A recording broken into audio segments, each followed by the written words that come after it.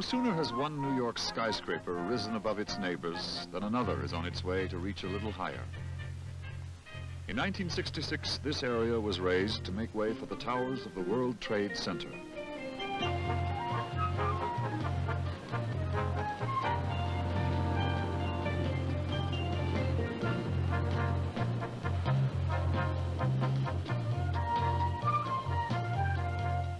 A 1,000 workmen removed 164 outdated buildings. Miles of telephone cables, pneumatic tubes, gas, steam, water, and sewer lines were relocated or removed.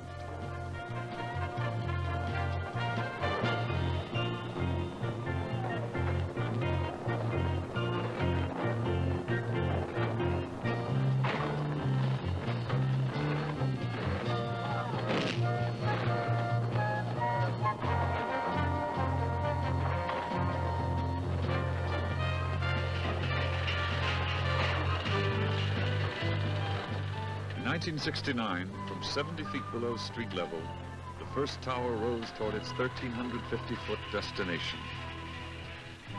The unique tower design permitted many building activities normally accomplished in sequence to take place at the same time.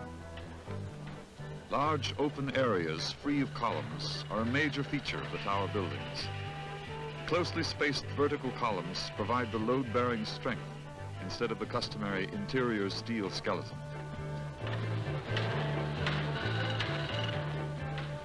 In late 1970, the last piece of steel for the tower was hoisted over a quarter mile into position atop New York's tallest building.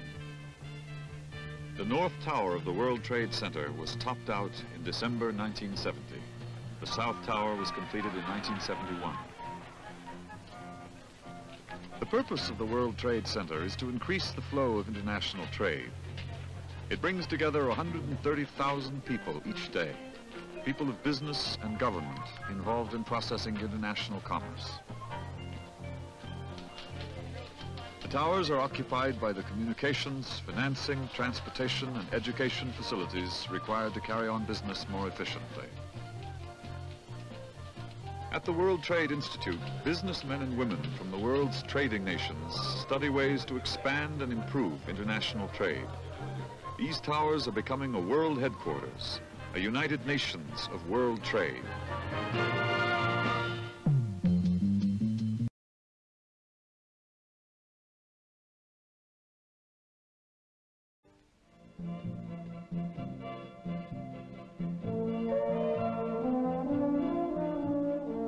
At 110 stories, the twin towers of the World Trade Center dominate the New York City skyline.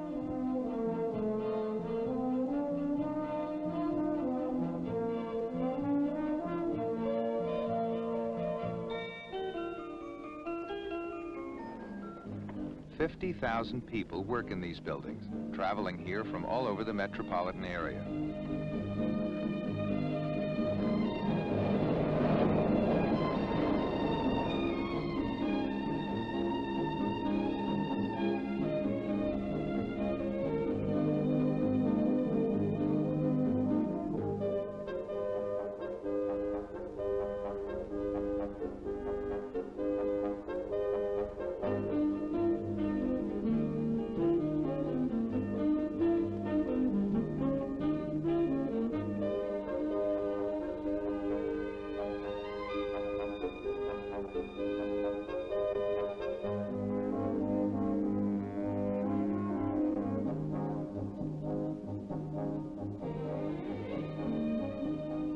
More than 700 firms and organizations from over 60 nations have offices at the center.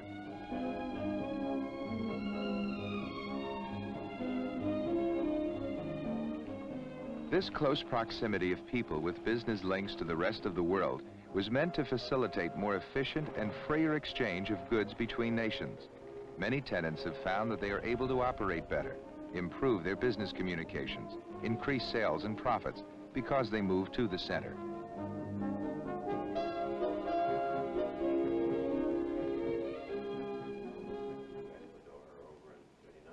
Leonidas Kontas, a senior vice president of Prudential Lines, gives a typical tenant reaction.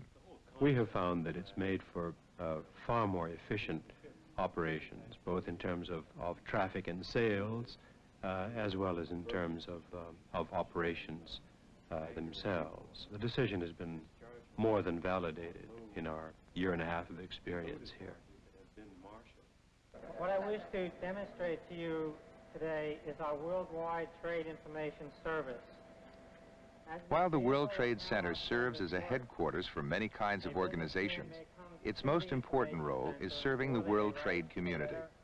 Someone entering the information center on the ground floor with a factual question on world trade can expect a prompt answer from the computerized interfile system. Financial status of Belgium as an investment opportunity. Could you check me what's the export amount of Finnish particle board last year? I'll have to translate that to a series of codes. Developed in cooperation with trade centers all over the world, the Interfile Data Bank is the world's largest pool of international business information, with a capacity of 65 million different world trade questions.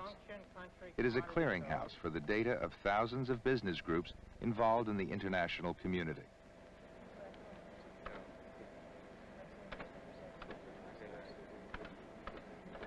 This is the printout of what appeared on the screen, and this should answer the question that you had given us. Thank you You're very welcome. much. You're welcome. You know, you have wash tanks, you have ballast in them. The World Trade Institute is the educational arm of the center. It offers practical courses in all aspects of international trade and serves as a forum for businessmen from many countries. Courses range from this one on petroleum shipping to foreign languages to how to do it sessions for office workers. Lay over, you have to be very careful as you get near the end, just that it just touches bottom and is not touching one of the, one of the frames or something. And then they leave it sit there, 5, 10 seconds. The World Trade Center is home to some of the largest and some of the smallest international businesses operating today. It is having a major impact on the economic life of New York and many nations around the world.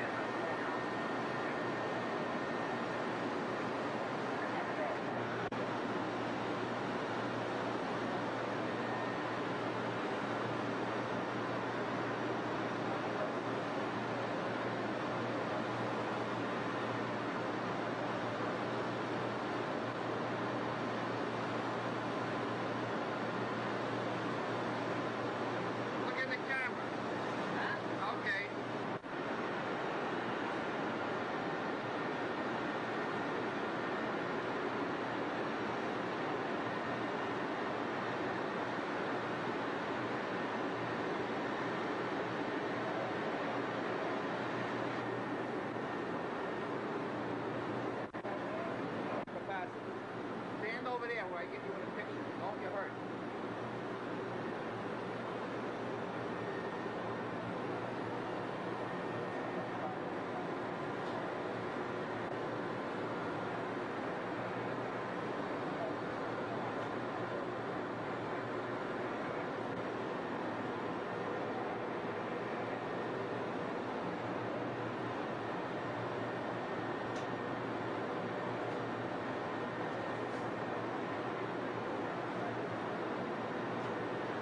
We got a receptacle here. Yeah?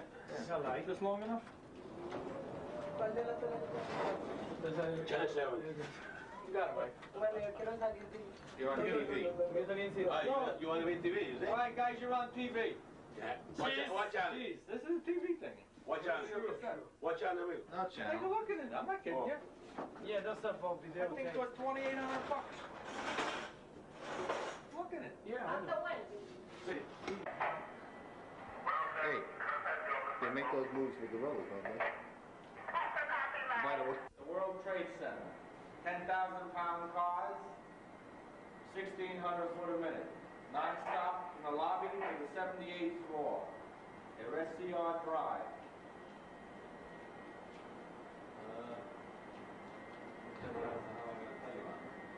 It's a 140 M selector with a 160 to 1 ratio calibrated to the height of the building. Very accurate. A little obsolete, but very accurate. It is. All these field pieces on these machines have all been changed. They're all brand new. how much do they weigh, Billy? Each field piece weighs, just the field piece without the iron core inside weighs 400 pounds a piece. This is a 26-ton machine. Hold on a minute, Mike. I'll give you the horsepower. You know, like how tall they are and stuff like that.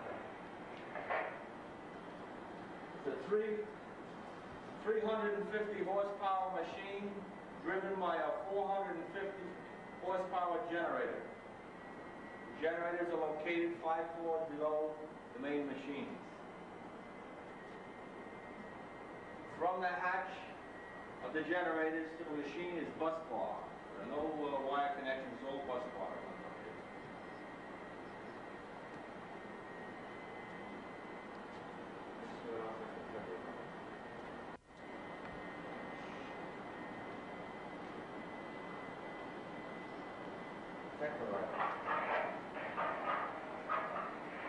Ready?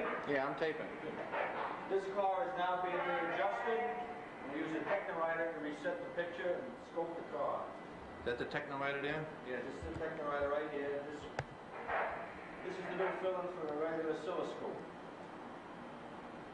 We get a picture on here, and all the oscilloscope, you have to remember the picture in your head. This one here, we got the picture on paper. Now, wait a minute, we got water coming down. This big car that's running right now, this car that's running right now is a number 3 car, 17 car. Top 44 to 78. Because of the operation so much, we have a blower on it to cool the machine down. This is the finish thing, we got the torque on it, that's the blower on it. Right now it's running at a reduced speed. These elevators are subject to a wind switch that's mounted on the top of the building. The building sways too much, it automatically slows the cars down to a phase 1 condition, which is going from 1,600 foot a minute down to 1,200 foot a minute. If the building starts to sway anywhere over 12 inches to 14 inches, we go on a phase 2. Phase 2 shuts all the cars down at the 310 level, takes them out of service. This is done to prevent the loss of comp ropes and traveling cables due to the sway of the elevators.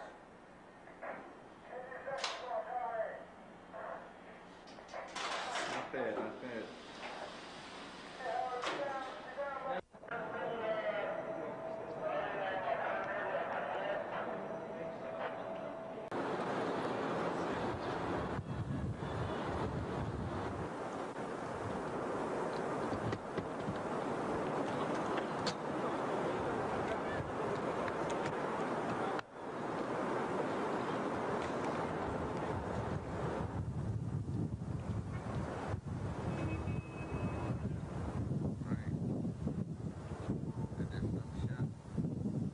It started out as another routine morning for a New York helicopter traffic reporter, but he had more to tell his radio listeners than how the traffic was on the West Side Highway.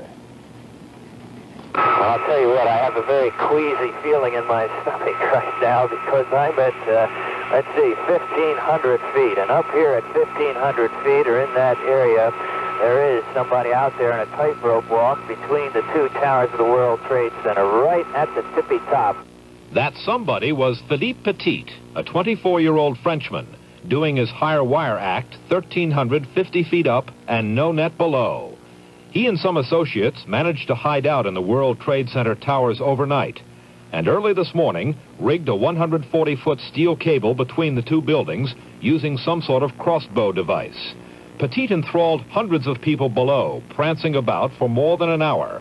But police in the audience decided Petit was better off in a police station, handcuffed securely to a chair. Why did you do this? That's the thousand why in this morning. There is no why.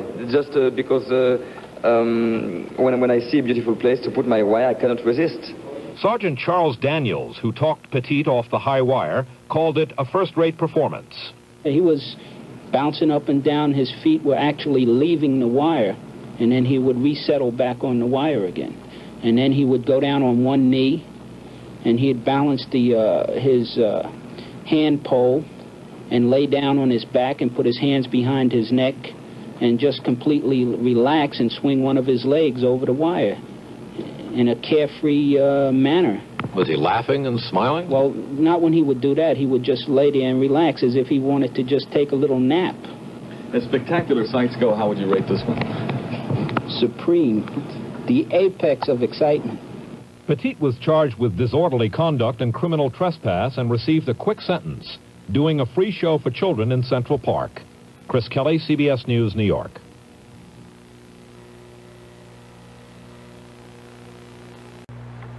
There have been 2 fires in the past 2 days in high-rise buildings in New York and Chicago. Both have underlined the possibilities for tragedy in a modern skyscraper fire. We have a report from ABC's Ann Medina. This is fiction. The towering inferno.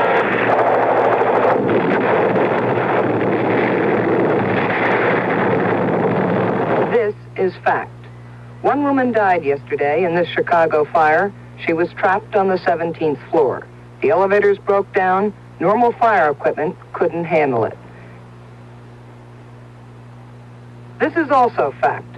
A fire broke out last night in the World Trade Center, the second tallest building complex in the world. No one died. The building was unoccupied. The fire began in an electrical wiring closet on the 11th floor. There should have been fire stops to prevent it from spreading, but there weren't. The fire spread to 6 other floors. There was also no sprinkler system in the building. Instead, the World Trade Center relies on the typical fire hoses, even on the 85th floor. Even without a sprinkling system, fire department officials and building officials here say that there's no chance the World Trade Center could become a type of towering inferno. They say that, but the tenants of the building, they're getting a little bit nervous. Oh, this is a trap. How are you going to get down from the 62nd floor or even higher up? These fires are supposed to be held at one floor, and for that thing to have spread up to like the 19th, and we can smell all the way up to the 48th. It's really creepy. 100,000 people work at the Trade Center. Many of them may be scared, but fire officials say that even with the problems that exist, fiction couldn't become fact. Saying that we can't have serious fires, and we have had serious fires. We consider this a serious fire, but we would not have I do not think that it's highly likely that we would have a fire similar to the one that they portrayed in the Towering Inferno. Firemen with fire hoses walking up stairways instead of up ladders can do it, they say. But still, it boggles the mind. Ann Medina, ABC News, New York.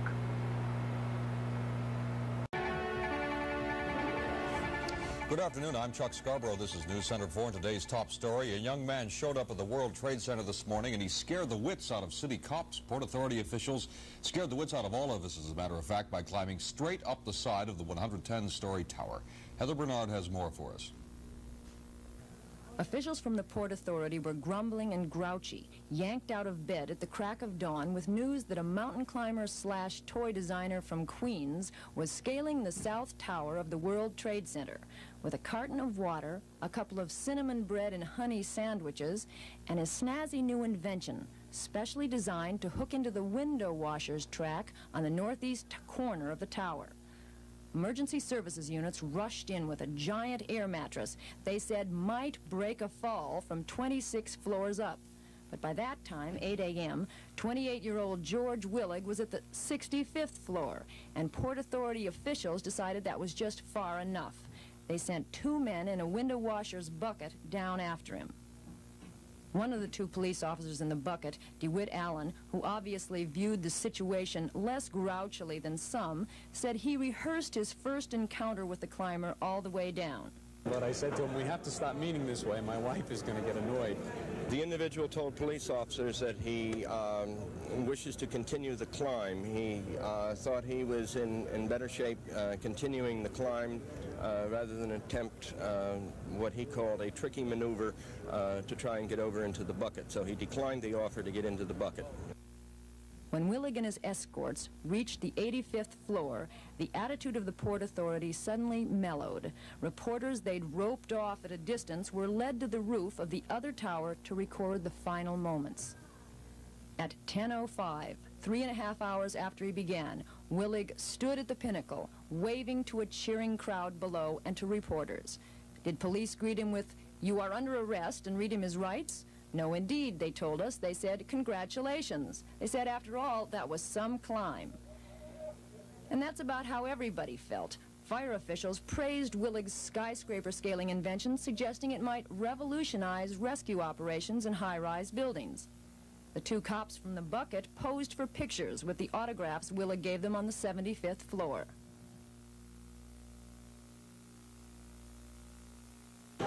I thought it was quite an experience being on the outside of the World Trade Center. I enjoyed it. I really did. Like I say, it was like watching a little bit of history, maybe. Whether someone else will try it or not, who knows. But, no, the other officer has a little bit of a fear of heights, but he felt that it was something he wanted to do, so he did it.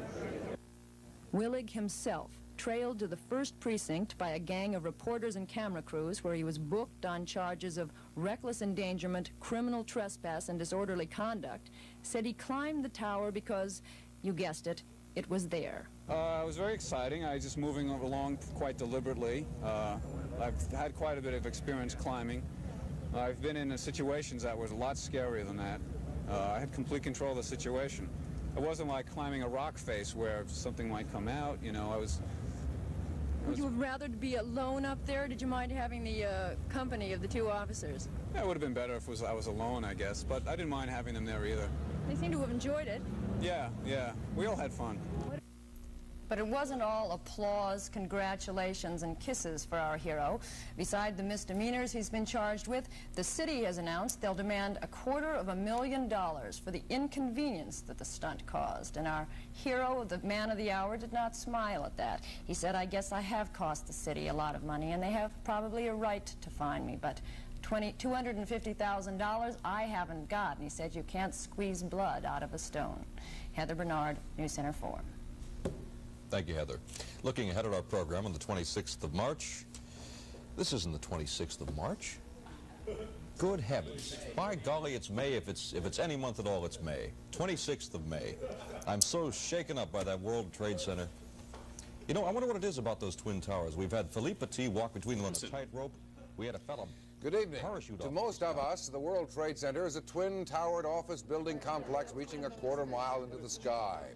But to George Willig of Queens, it was a downtown Manhattan vision of Mount Everest, and he climbed it because it was there.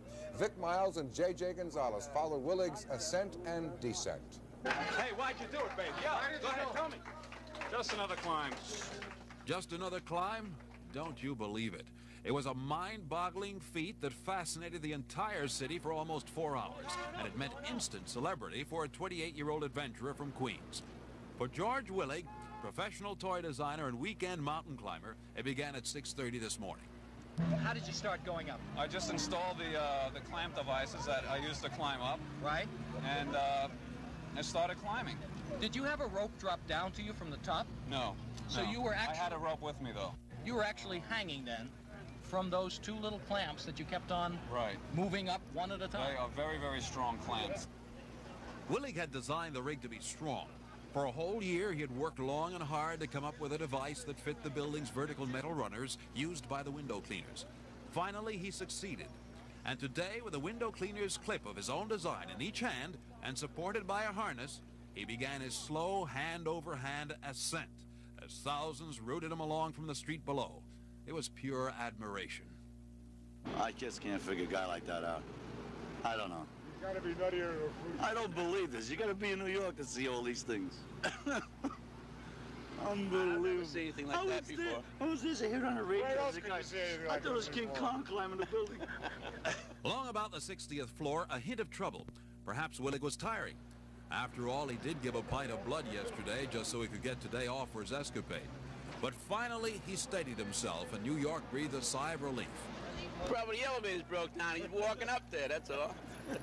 Atop the building, meanwhile, another set of daredevils, those from the police department's emergency service squad, were beginning a slow descent on a window cleaning scaffold to meet Willig halfway, just in case. But Willig wasn't about to give up on his assault on Twin Tower 2, and the admiring cops weren't about to make him. They just said, if you want, you can come over to the scaffold, but if you don't want to, if you're not tired, you can continue up. We're certainly not going to go over and grab you. What did one of the cops tell you when he first got to you? Do it, Say, what, are you crazy or something? Yeah, the first thing I said to him was, we have to stop meeting this way. My wife's going to get mad. What did he say? He just kind of chuckled. And when we were in that bucket riding up, we were talking about things, you know, about why he was doing it and everything. And he said, can we have an autograph? And he stopped right there in the middle of the climb on the 75th floor and gave us an autograph. Well, why did he say he went up there? To do it, it was there. Right. Well, what do you think of him as an officer having to go after him? I think he's great. Glenn, hold it up. I have to go. Finally, shortly after 10 o'clock, this unlikely Hillary from Queens conquered his own personal Everest. DeWitt Allen of Emergency watched breathlessly. He wasn't scared at all. I think until he got like a floor away, then he realized he had done it. For George Willig, that was the good news. Now came the bad. With cheers ringing in his ears, he was whisked to the sub-basement for a hectic guest shot at a running conference.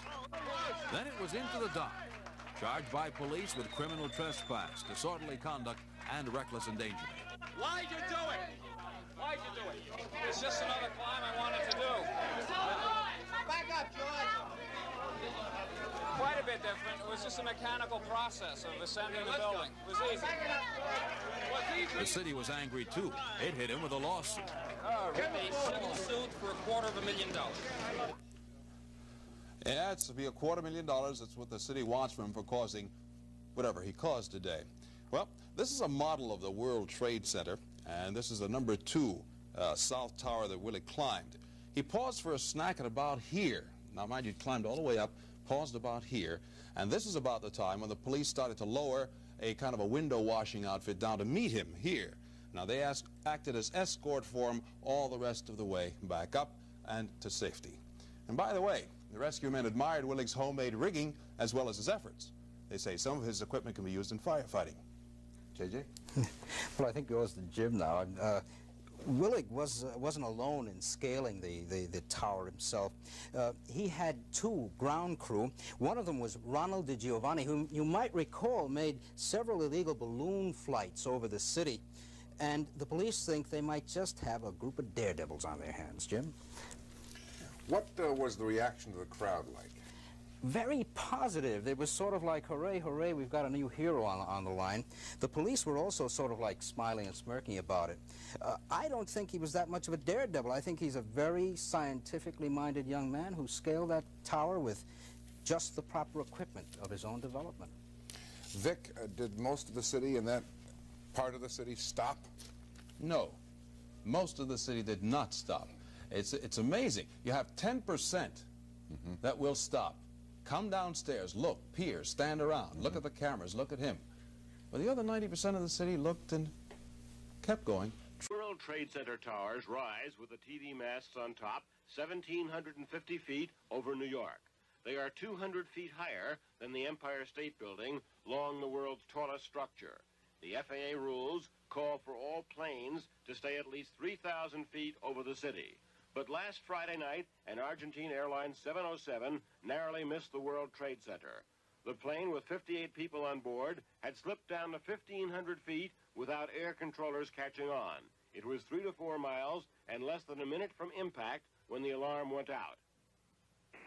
Argentine 342, what's your altitude? 1,500. Altitude is what? 1,500. Argentine 342, turn right, immediate right turn heading 180. Right, 180, Argentine. Argentine 342, climb immediately, maintain 3,000. Had the 707 missed the World Trade Towers, it would have hit the Empire State Building, where it was due to turn right and begin its descent for an instrument landing. The plane was in heavy clouds. It's the third time in 4 years that Argentine airliners have nearly caused disasters in this country. One took off with so much ice that it stalled and nearly crashed. In the other case, the airliner failed to follow instructions and nearly hit a jumbo jet. Jules Bergman, ABC News. We're going to the top of the tallest man-made structure in the history of the universe. I speak of the World Trade Center. Here we go, Brian. Look at this dude. All right, here. Yeah, that's a parachute on his back. You'd hardly notice it. I can't get over how thin that is. It's underneath the jacket. Yeah. It was mail order, too. Right. This is going to take you longer to get up than it did to get down. Now, obviously, the camera's hidden, too, right? They're pretending to be tourists. I see. Look at, she's saying goodbye. Oh, I'm sorry. That was actually a cameraman's girlfriend who has helped me get into the building. Oh, I see. Oh, this is not your girlfriend. This is not my wife here. All right. Now look at this. Here are the tourists who come to New York to go on top. You got Windows on the World up there, the big restaurant. Now we're on top of the observation deck. And here's just a basic tourist strolling along the walkway there. Now watch what happens here. Incidentally, if you care, this is illegal. What are the gloves for? There's an electric fence we have to climb over. Really? Razor wire, Constantine wire down the top. Right. Now where's your parachute? Underneath your jacket? It's underneath my shirt. Your sweatshirt, yeah. I just peel it off and it's right there ready to go. Uh-huh. What is the height of the World Trade Center? 1,352 feet. Okay. Now watch this. Look at this little kid saying, what? You know? Look at this. Listen to him yelling at him. They think it's a suicide. Yeah, there was people, these girls were saying, don't do it, don't do it. And they started screaming and crying when I did it. Look. Hey. Now what? That's the window cleaning apparatus there. Yeah. You were out of control, John. Look at this. That's the wind test, the wind direction. Yeah, it's just right. Yeah. Now, in a moment, he stops here in just a second. He has to go to the bathroom, so we start over again. Listen. He's up on top. Listen to what I say. Please, Lord, forgive me for all my sins. Yeah. Watch this. Watch the farewell kiss here. Oh, that's cool. See you later. Oh, my. Whoa! Hang on here. Hold it. Hold it. Freeze it. Freeze it. In midair. Let's take it now. You've just jumped from the World Trade Center. And here you come right into Battery Park. Watch it there. Kaboom. Look at that landing. Well done. You better hustle now, because I'm telling you, these New York cops, man, they'll beat you in a foot race. You better hurry up. Now, you'll see it. Look at this woman. She can't believe what she's seeing here. Oh, man, you better run, dude. Hurry up. I can hear the sirens. Hear them? Oh, man, they're coming after you. Come on, get it in there, brother. Hurry up. Yeah. You bet. He's not going to make it. They're coming down on you, baby. They know right where you landed. Look at those kids standing there. Yeah. Go. Look, get in the car. Waiting on the photographer. Relax, bro. Relax. I'm glad the car started. Come on. Come on. Move it, brother. Move it. They're coming after you. Did you get away? Happy New Year. Thank Before you. the madness. Listen, do you want to go to Times Square tonight? Why? I'm not crazy. You're not crazy? Oh, it's going to be I'm only awesome. crazy in work, not outside of work. Well, happy... What? Okay. Happy New Year for you. All right. Oh, it's going to be great. Crazy? This is where I work. Yeah.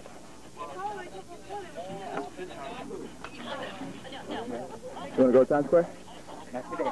Why not? You're a flake. You're a flake. You're a flake. Just wait. Let me ask you something. You're not going to Times Square tonight?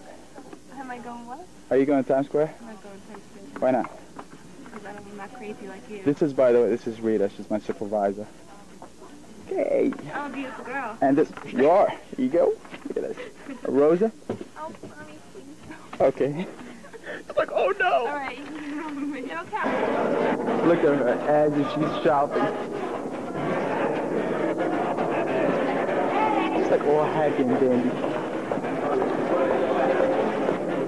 We're obviously New York City, and New York City is basically Manhattan Peninsula. Obviously, we're a couple of more boroughs to New York City. We've got Staten Island, Brooklyn, Queens, Bronx, but really the city is only Manhattan.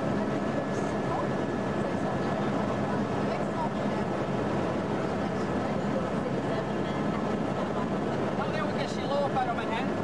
We have World Trade Center and also Wall Street is on the other side there. World Trade Center is the second highest building in the United States, 1,800 feet high. With a real nice restaurant on the top, I do recommend that. I don't know if you've been there, the restaurant.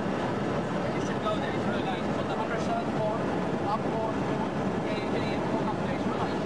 Go there. You gotta get reservations though. Oh, you didn't go, okay. Well, if you've been there, that's good. Really nice, good view. Straight ahead, you got the Berners-Lee Bridge. Goes from Staten Island, New York, to Brooklyn, New York. And it's the second longest suspension span in the world. And it's the one the New York Marathon is running every year.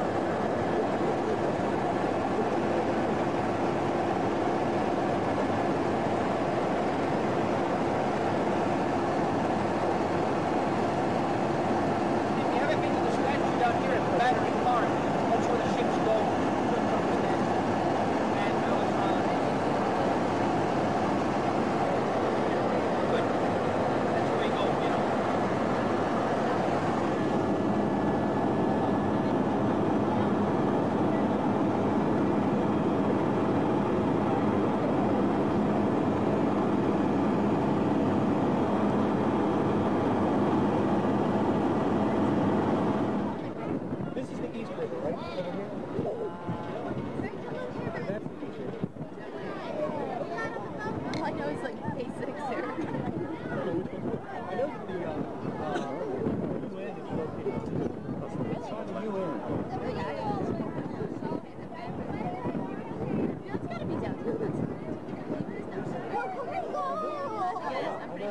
I've seen it from up here. Take off! I know. Hold on. Here.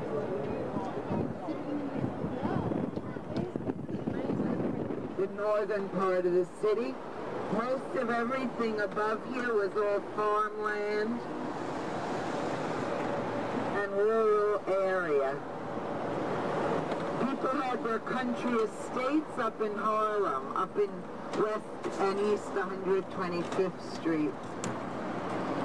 City Hall on the right. Looks beautiful, right? They just redid the whole park, cleaned the building.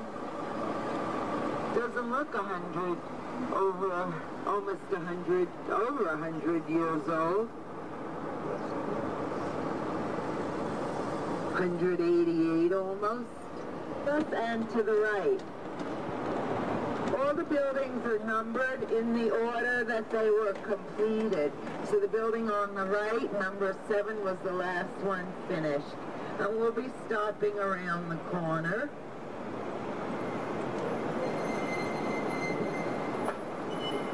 And after the World Trade Center, we'll be going to Battery Park.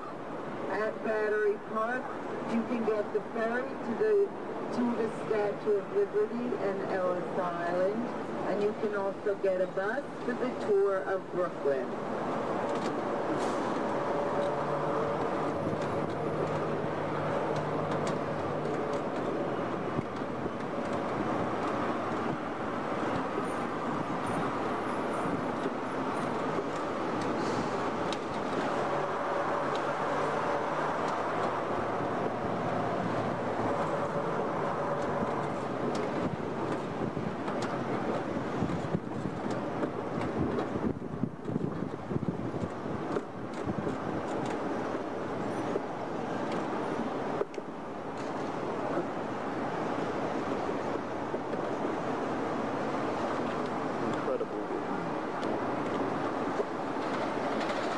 Directly ahead of us is the Hudson River, which borders the west side of Manhattan Island. To the right, across the street of the Marriott, 6 people died, over 1,000 were injured. The bombers are now serving multiple life sentences, each in prison.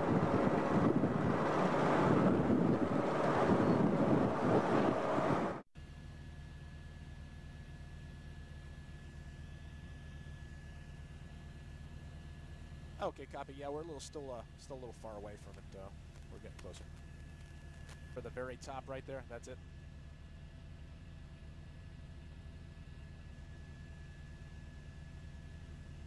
Okay, we're looking at the very top of it, probably the north side of the antenna right there.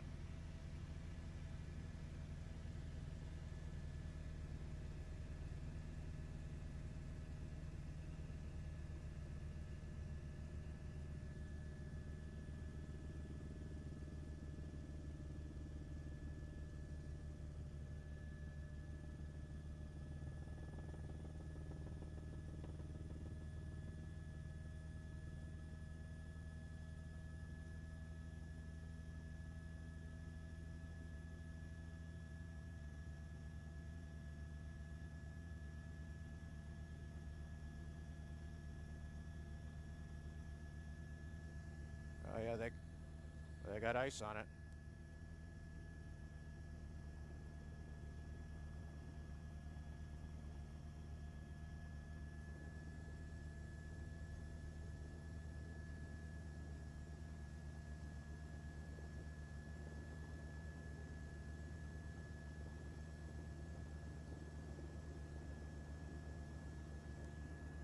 Yep. It's ice. I don't know.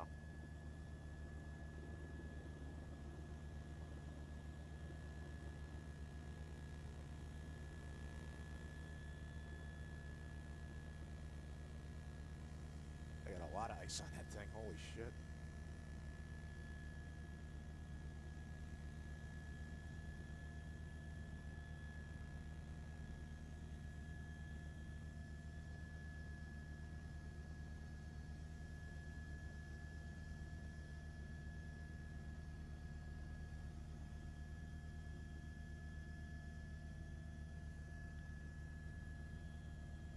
Okay, looks like you got some ice, so we'll catch you later. Okay, we're all set. We're done. Very good, sir. Thank you.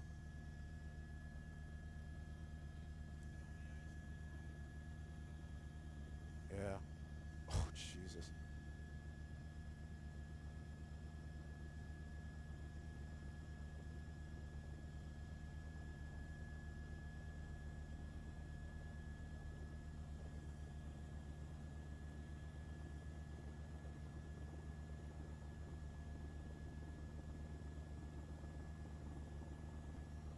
yeah, I got you there. Okay.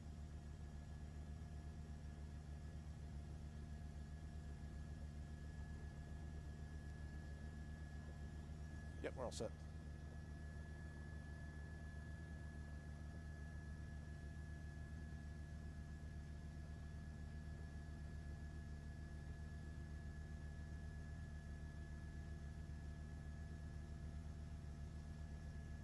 Looks like a winter wonderland up there.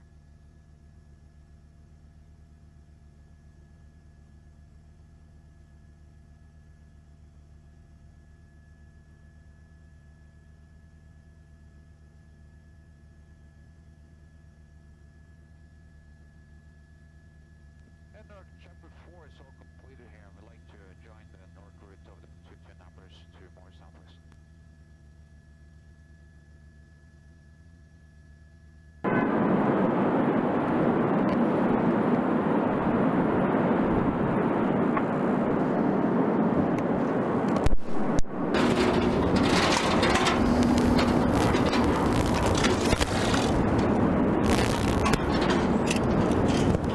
Okay, wait a second.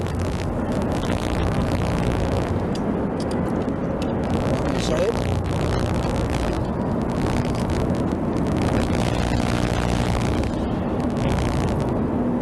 Okay.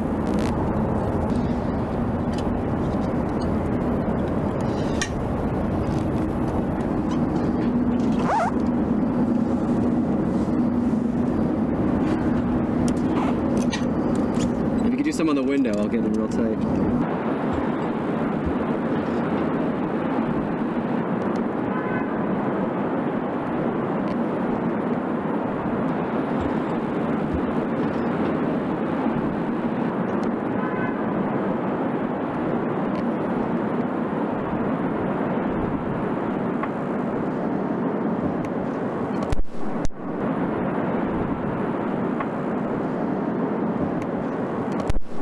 It's amazing.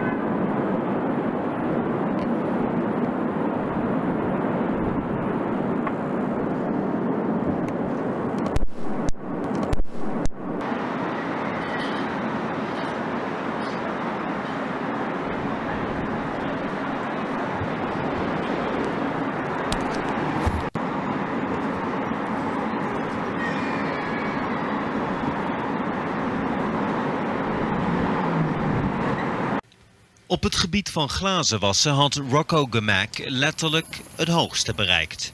Hij waste de ramen van het World Trade Center, New Yorks hoogste wolkenkrabbers. It takes me 1 month to clean a whole building. Een baan met duizelingwekkend uitzicht. Never been scared? First day when I start, really when I look down, I was scared.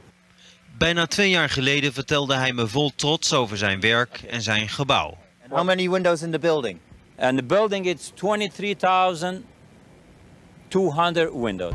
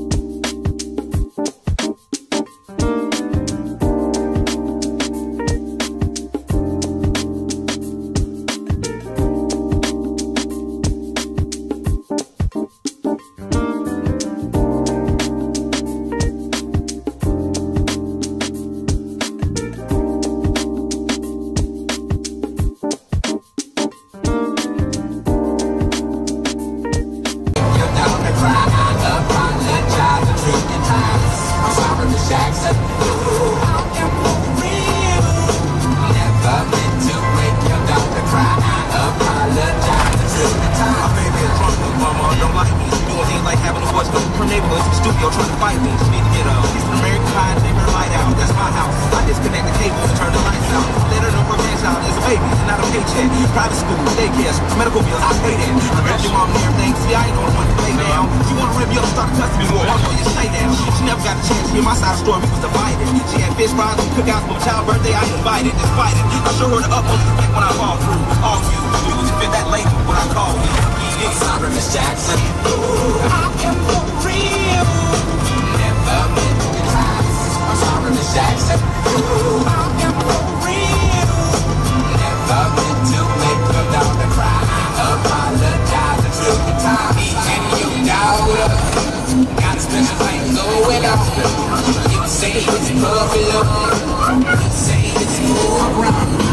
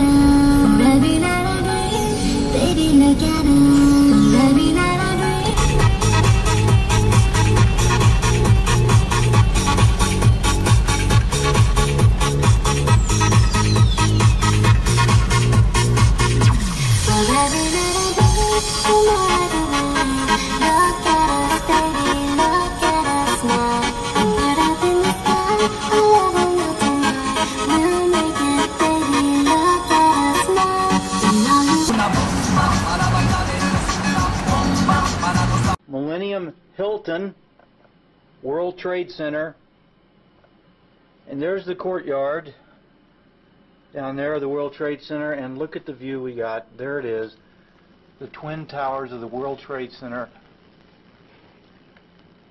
right out one of the side windows of our suite. They upgraded us to a suite on the 26th floor. Absolutely gorgeous day in the 70s.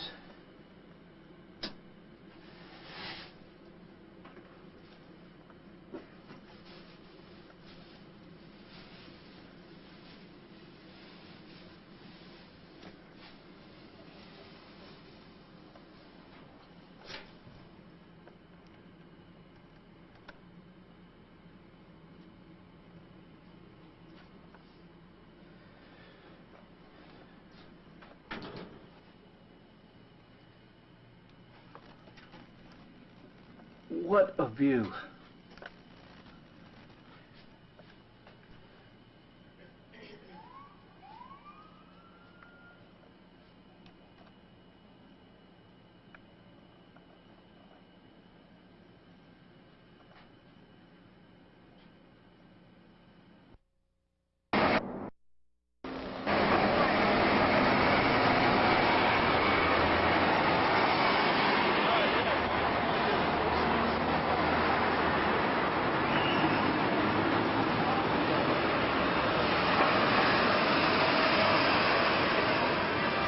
Here's our hotel right there.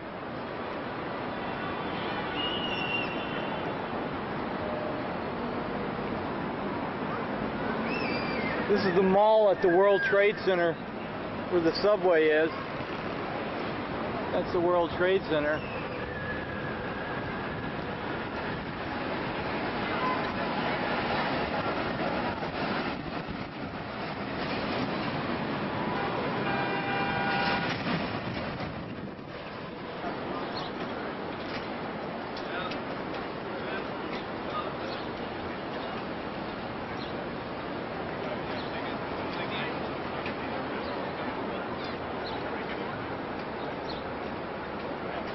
There it is.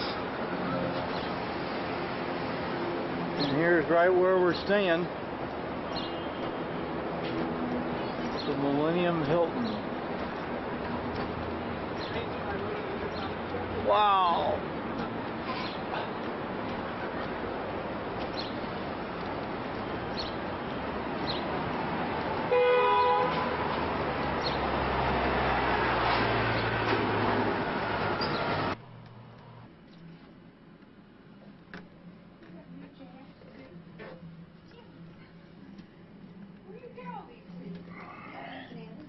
They got some concert going on here at the, going to start later tonight at the World Trade Center.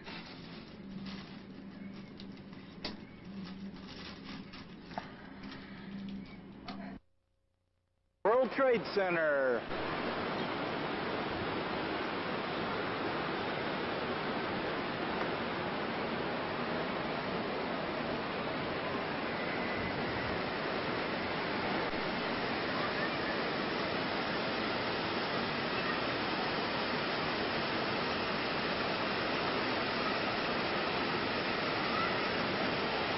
There's our hotel up there.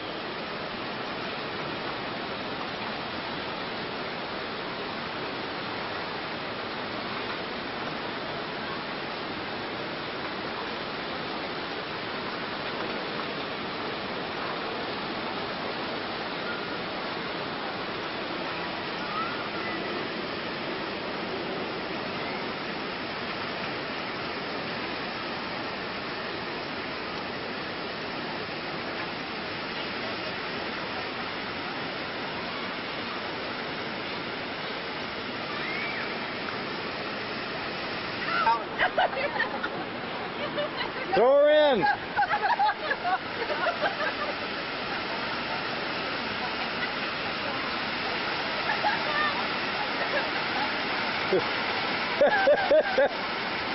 Throw her in. What do you think, sir? Throw her in the fountain? No.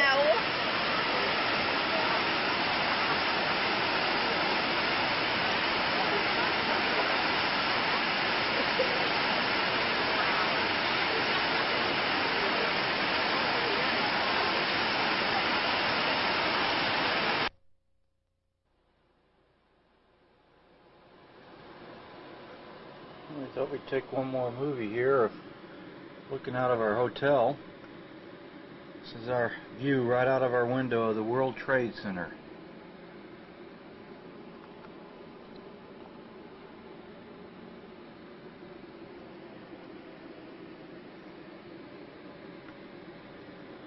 We're literally right across the street from it.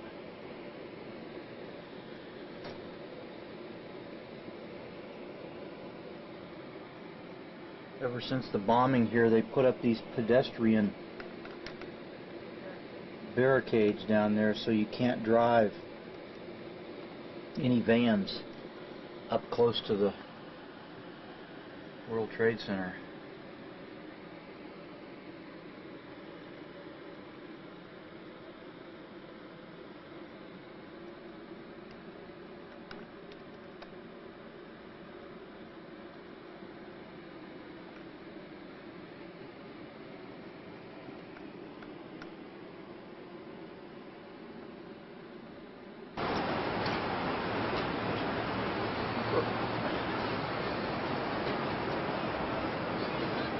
Right next to the World Trade Center and our hotel is the oldest building continuously standing and occupied in Manhattan,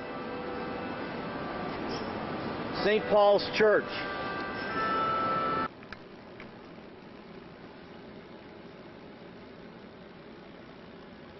All right, goodbye to New York City from our hotel room. Beautiful shot.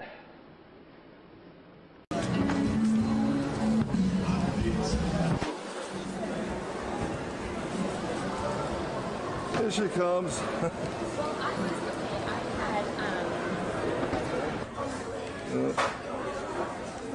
Over here. Yeah, that is the Statue of Liberty. Let's see if we can zoom up on it.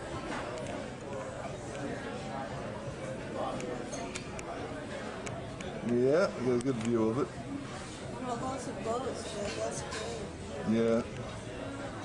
You know, we'll better just go once and just take a picture against that statue. Yeah.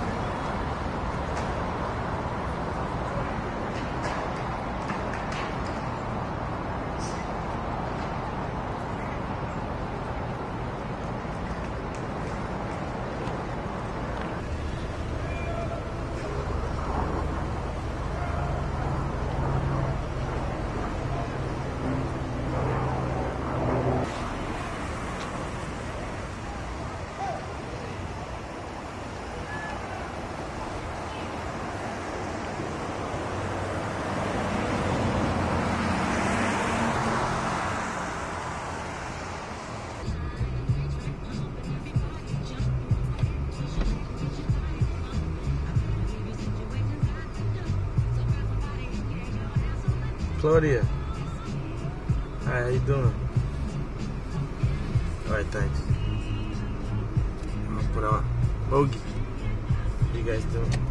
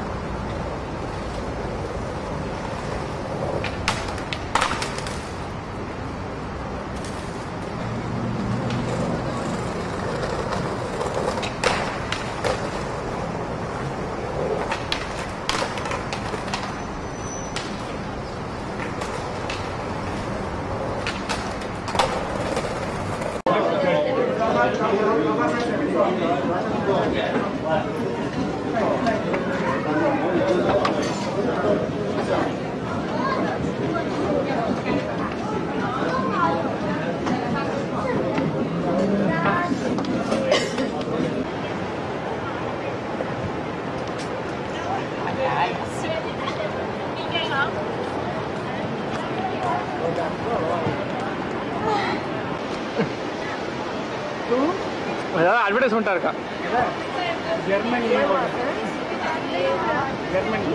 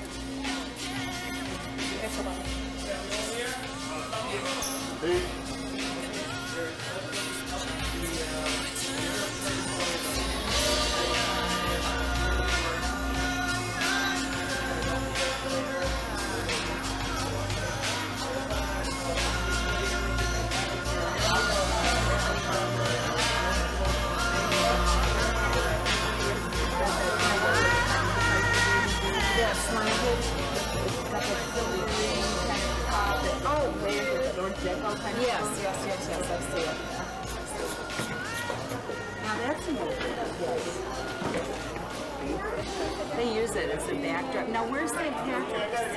St. Patrick's is after Manhattan, right there. So let me see.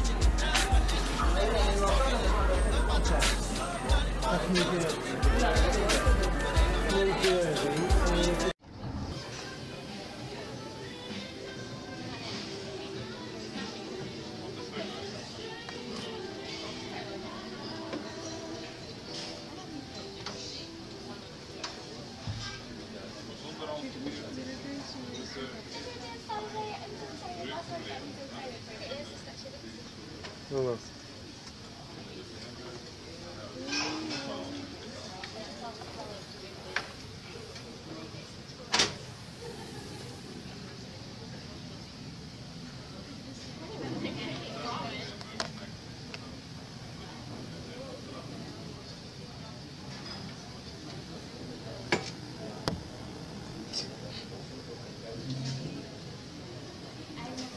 Cool.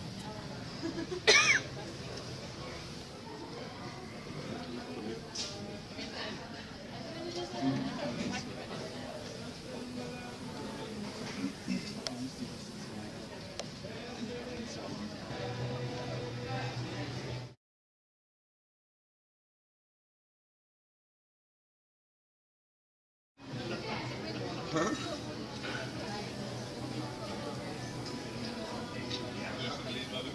This little plane.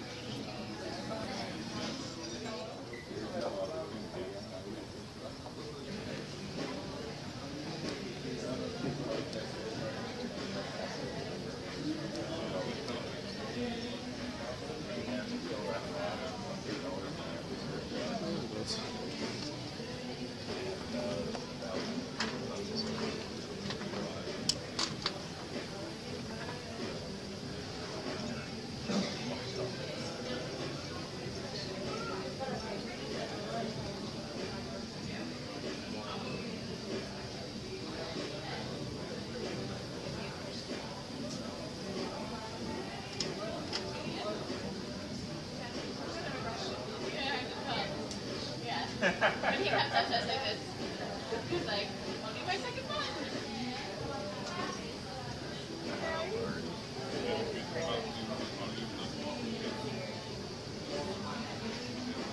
Well, yeah, I think